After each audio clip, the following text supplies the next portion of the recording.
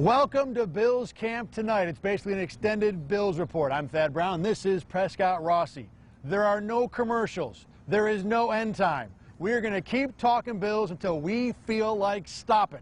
The big story today, though, Prescott, is something that is not quite in the realm of football, at least on the field. Yeah, that's right. This was a day that also included themes of learning that, football, there's a lot more to life than just playing professional football. Kyle Peko's wife, Juliana, was recently diagnosed with stage 3 Hodgkin's lymphoma. Her husband, Kyle, reported to training camp today. Peko was excused from practice yesterday, decided to report today. Head coach Joshin McDermott thought it might be helpful for Peko to be among his teammates. It was Juliana's idea for Peko to report. He says the Bills have reached out to offer any help they can provide. Super supportive, and I couldn't have asked for, anything more, because for anybody, everyone, this camp is the, that time of the year where everyone's trying to be out here, grind, make this team, and they were super understanding, and, I appreciate it. Hats off to them. He's got something bigger to play for now, just like all of us. Whatever the chip you carry on your shoulder is, I try to carry the city of Buffalo and all the work I do in the hospitals and with kids with developmental differences on my shoulders, and also now I can put Peko's family on my shoulder too. And so it's great that we can all share that together. But just seeing him work, it's infectious. Good luck to Peko and his family. Of course, all of the thoughts of Western New York are with him. And give credit to the Bills, too. They don't win always on the field, but off the field, they win almost every time. All right, wide receiver Cole Beasley told me today he has given up on Twitter and Instagram. Much to the chagrin of Bills Mafia, he will no longer be fighting with Cowboys fans on social media. But what would have been worse is if he had not listened to his parents back when he was a rookie. When Cole Beasley was a rookie with the Cowboys, he nearly retired. I didn't think they were really going to give me a chance to actually play, and I let it get to me a little too early. Got a little frustrated, left, came back, and made the most of it. He left training camp for a day and returned after a chat with mom and dad. 7 pretty good years later, now with the Bills, Beasley says he's never been more excited for a season. This is the most fun I've had in the league in a long time. You've played a few years. You don't have to really, not out here, I don't have to prove myself, you know what I mean? So, I can just play freely. There's no stress on every play. If you make a mistake, you just get up, keep having fun, and go to the next one. Josh Allen has jokingly complained that Beasley is constantly in his ear, talking out every snap in practice. But it's a quality fellow wideout John Brown has seen before in a surefire Hall of Famer. Cole, he kind of reminds me of Larry. He likes to see what the quarterback is thinking, and, he's trying to figure out different things. Cole's just, a great person to be around. Brown's opinion of being around Beasley might change a little before a game. You see, Beasley has played over 100 NFL games, and he can't take the field without throwing up first. I've always gotten really nervous for games, but, that's how I know I'm right, If I'm not nervous and I'm just so calm before a game, that's not when I play my best. When I play my best is when I got the nerves going, a little anxiety, and you can go out and put your best foot forward. Now, I've got to say, Beasley's not the first guy I've heard of that has the need to, let's say, clean out the system before a game.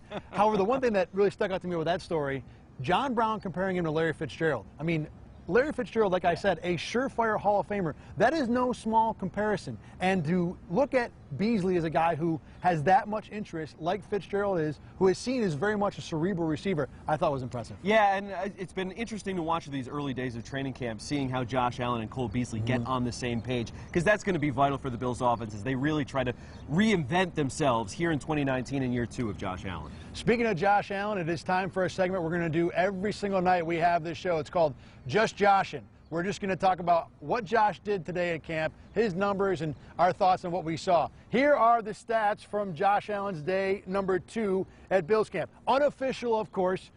I had Josh Allen 16 of 26 through the air for 170 yards or so. They don't really, tackle or anything like that.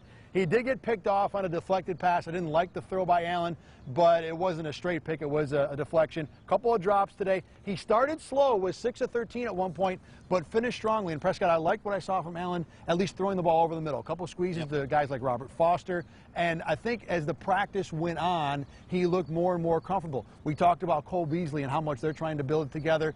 that early on does not look very comfortable. Yeah, it hasn't been clean yet so far between Beasley and Allen, and we kind of judge Beasley among the other new free agent receiver they brought in, John Brown, where it seems like Allen and Brown are on the same page a little bit more than Beasley, but again, it's day 2 of training camp. They're not even in pads yet. I mean, so many things have to happen between now and week 1.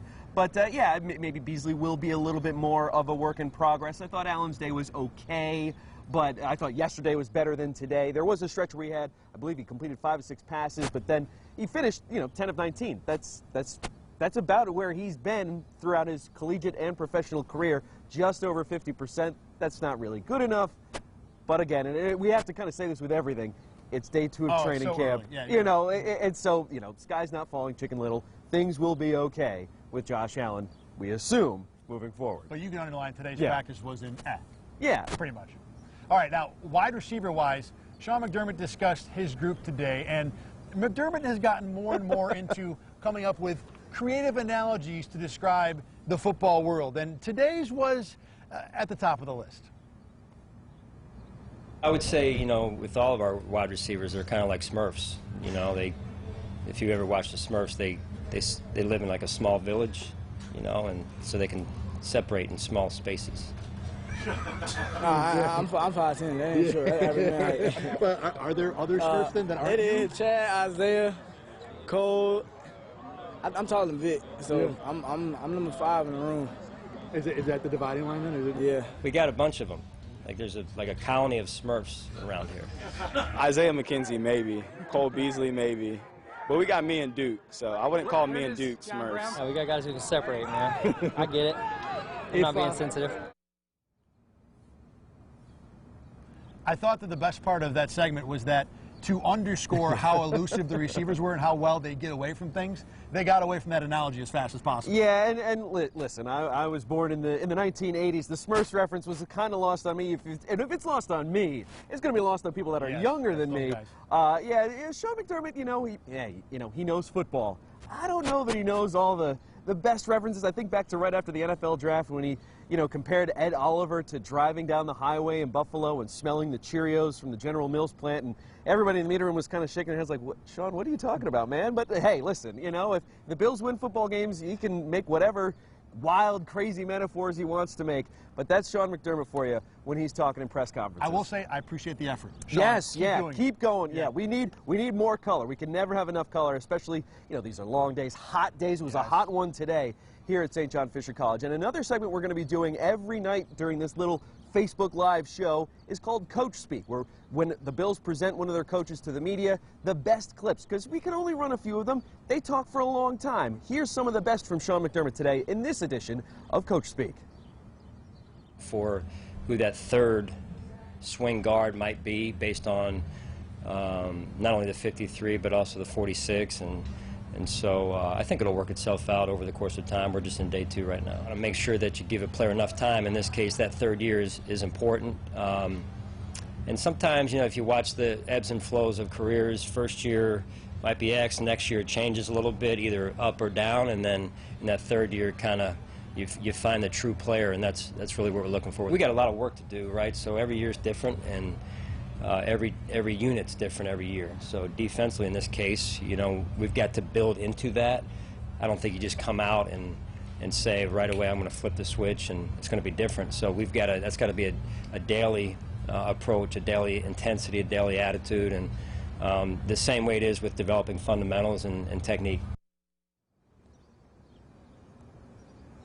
Sean McDermott mentions that every year is different. Well, every voice, every opinion is different. Thad and I, we have our thoughts about the Bills. You see those every night. There are some other voices in the media that have their thoughts, their concerns, their comments about the Bills and the state of the NFL moving forward. Today, Thad Brown tracked down one of those elusive and illustrious members of the media. Here's Thad with another voice, this time with WGR's Sal Cappuccio. Joined right now by Sal Cappuccio from WGR 550 Sports Radio in Buffalo. And Sal, first thing, obviously, Josh Allen. What do you want to see out of Josh in this camp? I think the same thing a lot of people want to see, Thad, which is understand how to use the entire field, not just have to throw deep all the time. He led the NFL last year with close to 11 yards on average per target. I'd like to see that come down. Now, we want to use the big arm, obviously. If you're the Buffalo Bills, you want to see that, but understand where your outlets are. Cole Beasley, the tight ends, I want to see him use more of the field consistently to keep the chains moving. What's your biggest hope for the Bills in this camp and biggest fear, non-Josh Allen category?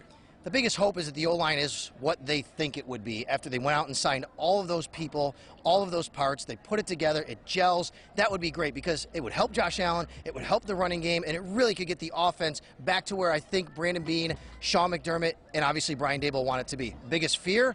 You know, we haven't talked a lot about the defense because we all just assume it's going to be really good. An injury here, an injury there, something goes awry, suddenly the defense just falls apart. That would put a lot more on Josh Allen that they don't want, and I think that's the biggest fear coming out of this camp. We're a day and change recording this in the middle of day 2 at camp. What is maybe the one thing that stood out, not necessarily surprised, but something that has your attention already? Well, it was really interesting. The first day, John Brown, the newly signed wide receiver, as much as people think he's just a deep threat guy, boy, Thad, he was getting open in the red zone. His separation horizontally was just as impressive as maybe vertically, and that's what you expect for him as the deep ball. And then I read a stat, which is amazing. 13 of his last 17 touchdowns have come from the red zone. He is going to be more of a threat than just a deep guy as the season goes on. Sal, I know a lot of people already follow you on Twitter and social media, but for those that don't, where can they find you? Where can they read your stuff? At Sal Sports, WGR Sports Radio 550. I'll be on the sidelines again this year. We'll be working together at the games, obviously, on the Bills Radio Network, and, of course, WGR550.com. All right, Sal Cappuccio. Thanks, man. Sal Cappuccio, obviously a great member of the Western New York media, has a lot to say, and I thought he had a really good point there, mentioning how we haven't really talked about the defense all that much. You know, they have Ed Oliver. We've barely mentioned him. He hasn't really spoken in front of the media. We just kind of assume that they are going to be good this year on defense, and with so many question marks on offense, that's what most of the attention has been on, especially these first 2 days. Nothing would derail this 2019 Bills season faster than a breakdown defensively to where you can't depend on them to be, you know, at least holding teams under 21 points a game. Now, every day when we wrap up the day in camp, we want to give you our high, our low. We're going to call it, not surprisingly, the high and the low. Let me start with my high first. My high point today, kind of an unusual one. Most of the time this would be, I like the guy, this number was good, this throw was good. LeSean McCoy today was busting chops with Cole Beasley in a classic way. Now, like we showed you, the Bills receiver is kind of seen as the Smurfs of the team, and McCoy was giving it to Beasley, who's probably the shortest one. Said at one point, you know, Cole, you could play in the NFL and on a freshman football team at the same time. Later on, he asked Cole, what's your shoe size? Cole says 9.5. He's like, no way you're 9.5.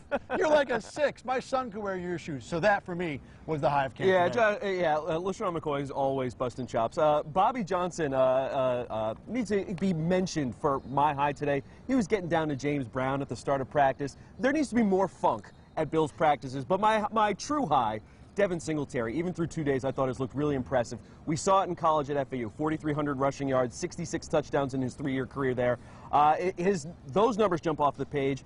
His combine numbers jumped off the page the wrong way, wasn't it? He's not the biggest guy, he's not the fastest guy, but the Bills obviously like something in Devin Singletary, and we've seen that so far today. His vision is something that I've definitely noticed, and again, there are no pads, no tackling, but I think Devin Singletary could really turn some heads, and who knows, maybe even put pressure on Frank Gore and LeSean McCoy with the top 2 running back jobs come week 1. Would not be a surprise at all. The low for me today was tight end Dawson Knox. The rookie has an opportunity with Tyler Croft injured for all of camp, but today it was stone hands. He could not make a catch. At one point drew the ire of offensive coordinator Brian Daboll to remind not just Knox but the whole offense to catch the ball. Really, everybody had a little bit of the drop seats today, but Knox, for me, considering the opportunity he has, was the one that stuck out. Yeah, you know what? That was going to be mine as well, was Dawson Knox. In fact, yesterday also got chewed out by Brian Daboll. There was one part where they were doing a red zone drill. He committed a false start. McDermott doesn't even look at him, just a lap, you know, and off goes Dawson Knox, the rookie, doing the run of shame here at St. John Fisher College. And, yeah, to your point, he has an unbelievable opportunity right now to grab that starting job by the horns. And 2 days, but he hasn't jumped off the page just yet. Work to do, for sure. Now, one of the highlights of coming to camp for fans is grabbing an autograph. And for some, it's a family tradition, even bringing generations of a family together. We found one such family today. 13-year-old Ryan Lux. He's been coming to camp, well, since his mom had him in her belly. That's 14 years. That was his words, not mine.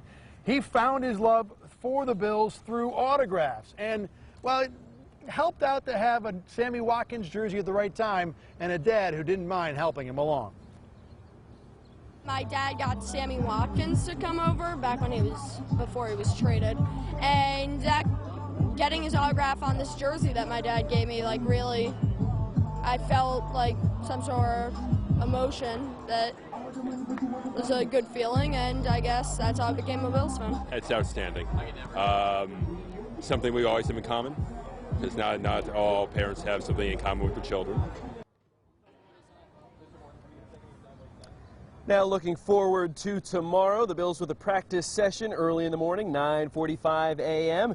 Practice again on Sunday. Ticket will be required for both of those sessions. All 3 weekend practices today, tomorrow, Sunday, 9:45 in the morning. The Bills off on Monday. They practice again on Tuesday, but that practice is closed to the public. Hope you got a ticket for tomorrow's practice. The weather is going to be picture perfect. Mid-70s, just gorgeous. It might warm up a little bit, but probably not while you're out at Fisher. The warmth won't hit until about 2 o'clock or so. That's going to wrap up our night here this evening. Like we said, every single time the Bills practice at St. John Fisher, we will do this at 6:45 or so, and you can find it at RochesterFirst.com if you don't see it live. For Prescott Rossi, I'm Thad Brown, live at St. John Fisher. We'll be back tomorrow with another edition of Bills Camp Tonight.